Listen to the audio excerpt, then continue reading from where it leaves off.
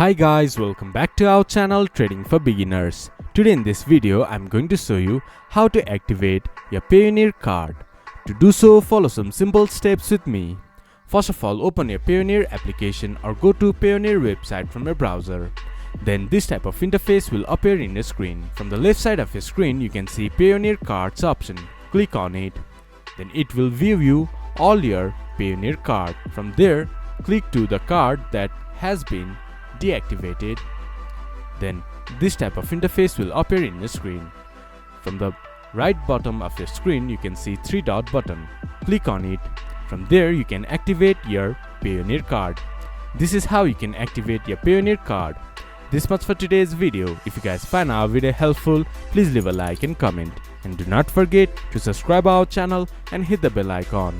I'll see you guys again in our next video. Thank you for watching.